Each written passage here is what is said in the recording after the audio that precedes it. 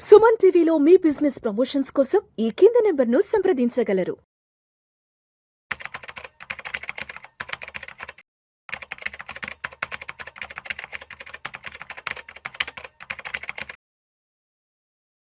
Sir Prabhu గారు నమస్తే sir. నమస్తే అండి విష్ణు గారు.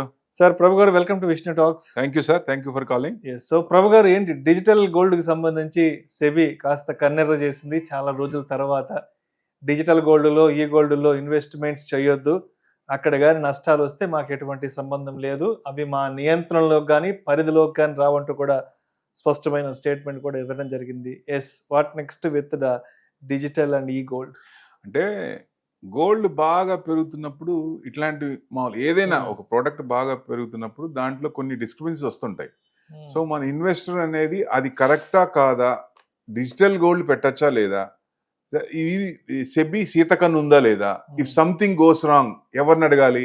ఇప్పుడు ఆన్లైన్ లో డిజిటల్ గోల్డ్ ఎవరు పడితే వాళ్ళు చేస్తున్నారు. గోల్డ్ తీసుకున్నాం బానే ఉంది, మళ్ళీ తీసుకోవడానికి ప్రయత్నించండి, డబ్బులు వస్తాయా? ఇప్పుడు పెట్టడానికి తీసుకుంటోంది, రివర్స్ డబ్బులు వస్తాయా? అవుట్ గోయింగ్ ఇన్కమింగ్ రాదు, ఇంకా ఓన్లీ వన్ వే. అటు పోవటమే, ఇటు వచ్చేది లే. ఇప్పుడు ఈక్విటీ మార్కెట్ లో చాలా యాప్లు చూసాం కదా, ఫిన్టెక్ చాలా యాప్లు వస్తున్నాయి. దయచేసి అట్లాంటి ఈ గోల్డ్ కానీ యాప్లు కానీ ఇట్లాంటి పోద్ది. ఈవెన్ మోతీలాల్ యాప్ కూడా డూప్లికేట్ చేశారు ఈ మధ్య. సో చాలా మంది దాంట్లో కూడా మోతీలాల్ బ్రాండ్ చూసి దాంట్లో ఇన్వెస్ట్మెంట్ చేశారు. తర్వాత తీద్దామంటే రూపాయి రాలేదు, 10 లక్షలు పెడితే రూపాయి రాలేదు. అంటే ఇప్పుడు డిజిటల్ గా వచ్చేటలకి పాజిటివ్స్ ఉన్నాయి, నెగిటివ్స్ ఉన్నాయి. కానీ ఇప్పుడు సెబీ నియంత్రణ ఉందా, సెబీ రిజిస్ట్రేషన్ ఉందా, వాళ్ళు అమ్మేవాళ్ళు కరెక్టా కాదా, ఆన్లైన్ లో వాళ్ళు ఎవరు, ఎక్కడి నుంచి వచ్చారు, ఇవన్నీ రూల్స్ అండ్ రెగ్యులేషన్స్ ఉంటాయి. ఏదో బాగా పెరుగుతోంది, వాళ్ళు పెట్టేశారు కాబట్టి వాళ్ళు డబ్బులు వచ్చినాయి, మనం కూడా పెట్టేస్తాం, ఎక్కడ వచ్చాడు కొంత తొందర హరిబరిగా ఈ పెరుగుతున్న టైంలో అనేది తప్పు, 100% తప్పు. ఈ ఫోన్ పేలు, జీపేలు దాంట్లో కూడా అన్ని వచ్చేస్తున్నాయి. ఇప్పుడు ఫోన్ పేలో ఇవి వచ్చినాయి అంటే వాళ్ళు రిజిస్ట్రేషన్, సెక్యూరిటీస్ కూడా రిజిస్ట్రేషన్ చేసి ఉంటారు సెబీలో. చేసిన వాళ్ళకి పర్వాలేదు, మీరు డిజిటల్ గోల్డ్ ఆన్లైన్ సపరేట్ ఉన్నాయి, అలాంటివి వద్దంట నేను ఎట్టి పరిస్థితుల్లో. ఎందుకంటే ఇప్పుడు క్రిప్టో ఉంది, ఆన్లైన్ చేస్తున్నారు, ఇప్పుడు బాగా పెరుగుతుందని విపరీతంగా పెట్టినప్పుడు తీసుకోవాలంటే రూపాయి కూడా రావట్లేదు. వాళ్ళు ఎక్కడ ఉంటారో కూడా తెలియదు, అసలు ఎవరిని అడుగుతారు, ఏం చేస్తారు? డిజిటల్ గోల్డ్ లో పెట్టి ఇన్వెస్ట్మెంట్ చేసినాక సో పెరిగింది అనుకుందాం, అది డబ్బులు తీసుకుందాం అంటే రావాలి కదా, మన చేతికి ప్రాఫిట్స్ అనేది రావాలి కదా, అసలే క్యాపిటల్ మనకి వెనక్కి రావాలి కదా. ఆ సెక్యూరిటీ లేనప్పుడు, సెబీ సీతకన్ను లేనప్పుడు, డెరివేటివ్స్ లో ఉన్నప్పుడే వాళ్ళ పర్యవేక్షణ ఉంటుంది. డెరివేటివ్స్ వాటిలో ఉన్నప్పుడే, లేదు అక్కడ లిస్టెడ్ లేనప్పుడు వాళ్ళ కంట్రోల్ ఎలా ఉంటుంది? అవుట్ ఆఫ్ ది కంట్రోల్ ఉంటుంది. అప్పుడు ఎవరిని అడుగుతారు? ఇన్వెస్టర్స్ అనేది ఇబ్బంది పడతారన్న ఉద్దేశంతో సెబీ ఈ నిర్ణయం తీసుకుంది. ఎందుకంటే ఎక్కువ మంది ఇట్లా మార్కెట్ బాగా ఇదవుతున్నప్పుడు, గోల్డ్ బాగా పెరుగుతున్నప్పుడు ఇమ్మీడియట్ గా మనం కూడా కొనుక్కుందాం, ఆన్లైన్ లో ఇంటిలో నుంచి బయటికి వెళ్లకుండా యాప్ లో చూసుకొని ఇంట్లో కూర్చొని కొనుక్కుందాం అనే ఉద్దేశం చాలా మందికి ఉంటుంది. ఎందుకంటే బాగా గూగుల్ తల్లి చేతిలో ఉంది, అన్ని ప్రతిదీ ఇంటికి వస్తున్నాయి, తలుపు కొట్టి డోర్ ఇంట్లోకి వచ్చేస్తున్నాయి, మనం బయటికి వెళ్ళి తెచ్చుకోకుండా. కానీ అవి సెలెక్ట్ చేసేటప్పుడు కరెక్ట్ వేలో సెలెక్ట్ చేసుకోండి. రాంగ్ స్టెప్ వేసామా హార్డ్ ఎర్న్ మనీ పోతుంది, మళ్ళీ సంపాదించుకోవాలి, కష్టపడి సంపాదించాలి. ఏదో చిన్న అమౌంట్ 5,000 10,000 పోయిందంటే ఓకే, మనం తట్టుకోగలం. అదే తట్టుకోలేని లాస్ వచ్చింది అనుకోండి, పరిస్థితి ఏంటి? ఫ్యామిలీ రోడ్డు మీద ఉంటుంది. ఇట్లాంటివి అసలు చేయొద్దు. అందుకే సెబీ స్ట్రింజెంట్ రూల్స్ తీసుకుంది.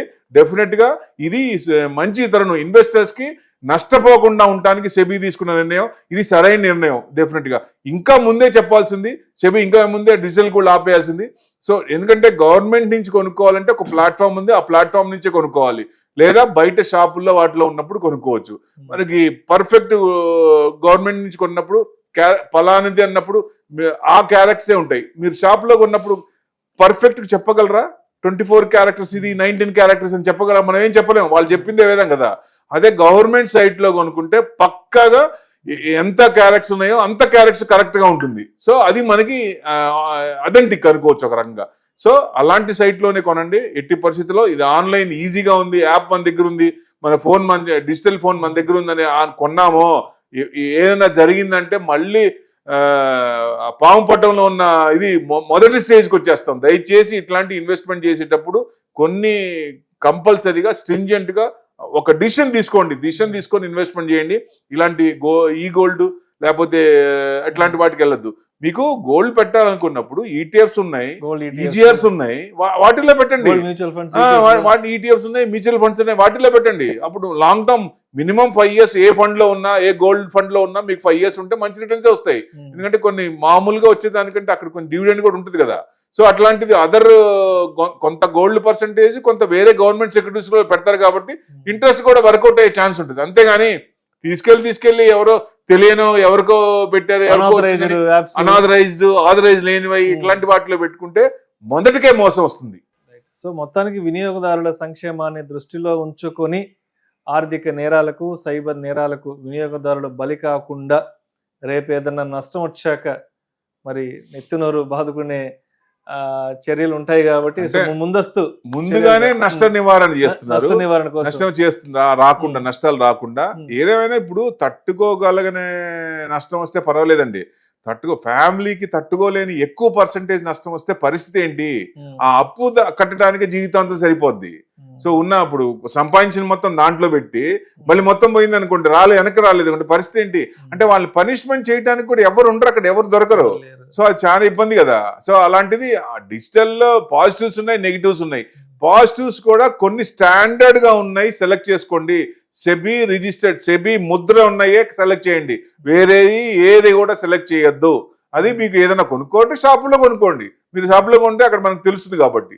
లేదు ఆన్లైన్ గవర్నమెంట్ సైట్ లో తీసుకుంటే గవర్నమెంట్ సైట్ లో తీసుకోవాలి. ఇట్లాంటివన్నీ పాటిస్తేనే బెస్ట్. ఎందుకంటే మధ్యతరగతి, ఇండియాలో మధ్యతరగతి వాళ్ళు ఎక్కువ.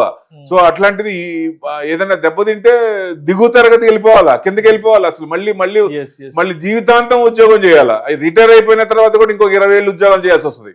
Thank you sir, thank you so much Prabhu గారు.